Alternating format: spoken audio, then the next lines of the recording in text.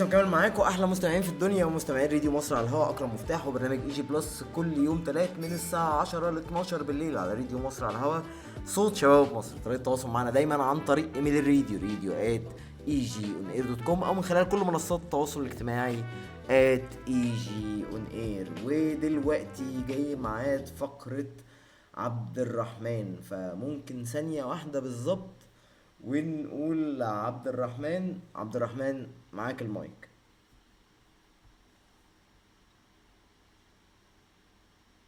تخيل لو قلت لك إن السلام اللي دول كتير عايشة فيه النهاردة، أو المنظومة المعقدة اللي بتحمي بلاد كاملة في وقتنا الحالي، كل ده مدين بالفضل لراجل ما كانش في دماغه لا حروب ولا أسلحة أصلا، بل كان كل همه في الحياة إنه يطلع وسيم في الصور.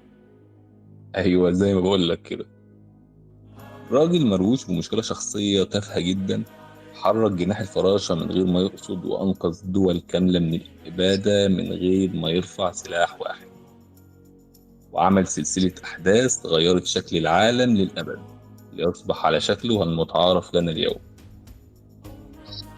أهلا بكم في حلقة جديدة من برنامجكم تأثير الفراشة. معاكم عبد الرحمن إلهامي، واليوم هحكي لكم قصة أغرب هوى شخصي صنع أعظم سلاح دفاعي في تاريخ البشرية. جهز قهوتك وركز معايا جدا في التفاصيل عشان اللغز ده هيدهشك. الحكاية بتبتدي في اسكتلندا في بداية القرن العشرين مع عالم فيزياء شغال في الأرصاد الجوية اسمه روبرت واتسون وات. روبرت ده كان راجل عبقري في مجاله، بس كان عنده شغف أو هوس جانبي مسيطر عليه تماما: التصوير الفوتوغرافي. كان بيعشق يصور نفسه وعيلته والطبيعة في كل الأوقات. لكن روبرت كان بيواجه مشكلة منكدة على عيشته. كل ما يجي يتصور في الأيام اللي فيها غيوم أو تقلبات جوية، الصور بتطلع فيها غلوشة وباهتة جدا، والأفلام بتبوظ والنيجاتيف بيتحرق. بصفته عالم قعد يدرس الظاهرة دي بعمق، واكتشف إن موجات البرق والرعد والموجات اللاسلكية الطبيعية اللي في الجو هي اللي بتعمل تداخل كهرومغناطيسي بيبوظ الصور. هنا روبرت ما استسلمش، فكر وقال: طيب، أنا لو قدرت أخترع جهاز يستقبل الموجات دي ويتتبعها، هعرف العاصفة والبرق جايين منين وبسرعة كام، وبكده أعرف أختار الوقت والمكان الصح عشان أتصور وتطلع صورتي واضحة وملامحي باينة. وفعلا في سنة 1915 نجح في ابتكار جهاز بدائي بيقدر يلتقط إشارات الراديو الناتجة عن البرق ويحدد مكان العاصفة على شاشة عرض صغيرة. روبرت حل مشكلته الشخصية وبقى بيتصور براحته وصوره بتطلع زي الفل، وساب الجهاز ده على جنب في مكتبه، وما كانش يعرف إن الفراشة بدأت تطير وإن الاختراع التافه ده هيتحول لشيء مرعب. نط بالزمن لسنة 1934، وبعد 19 سنة من الموضوع ده الأجواء في أوروبا بقت مشحونة جدا وعلى شعرة. أدولف هتلر مسك الحكم في ألمانيا وبدأ يبني سلاح الجو الألماني المرعب. بريطانيا كانت عايشة في حالة رعب حقيقي لأنها جزيرة، ولو هتلر قرر يضربها بالطيارات من السماء مش هيلحقوا يشوفوها ولا يتوقعوا مكانها، وبالتالي مش هيعرفوا يصدوها.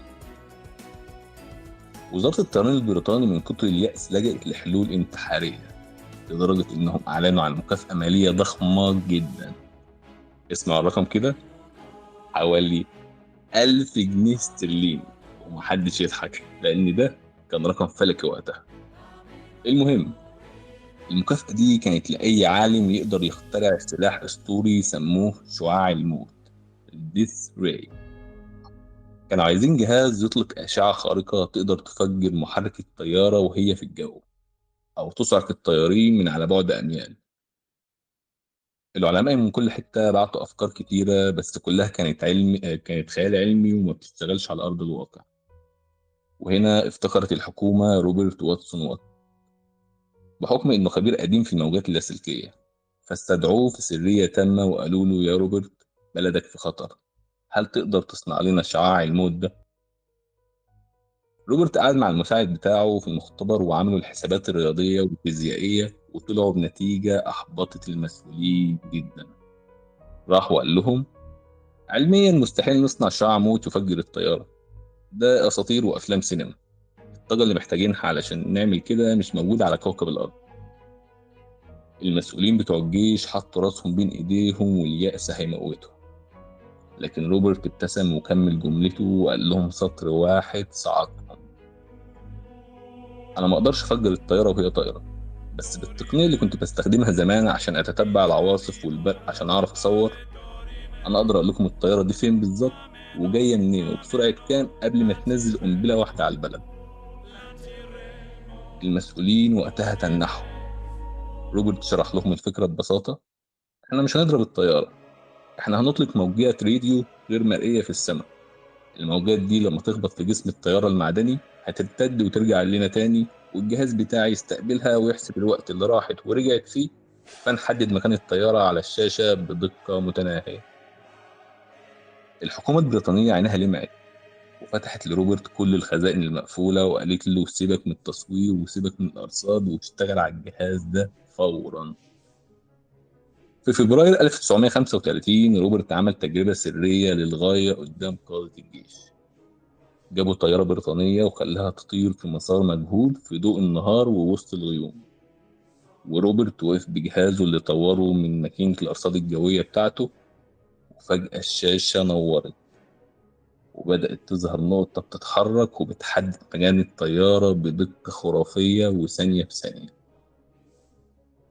طبعا التجربة نجحت نجاح مبهر، وكانت اللحظة الرسمية لولادة الاختراع اللي غير مسار الحروب للأبد، الاختراع اللي اسمه الرادار. بريطانيا فورا قامت ببناء شبكة أبراج رادار سرية على طول الساحل سموها تشين هوم.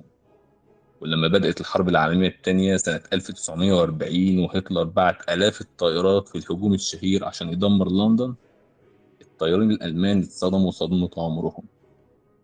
كل ما يروحوا في حتة وسط الضلمة أو السحاب يلاقوا الطائرات البريطانية مستنياهم في الجو وفوق راسهم وجاهزة لضربهم كأنهم مكشوفين تماما. الرادار كان هو العين السحرية اللي أنقذت بريطانيا من الاحتلال النازي وحسمت المعركة لصالح الحلفاء. شوف يا صديقي المستمع المفارقة اللي تخليك تندهش.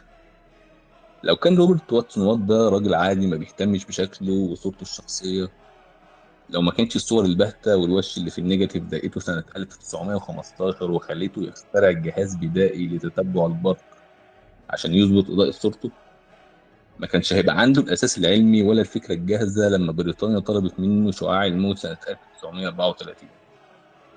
كانت بريطانيا اتهزمت وكان هتلر احتل أوروبا، وكان زمان شكل العالم والخرائط والسياسات واللغات اللي بننطقها النهاردة اختلف تماما.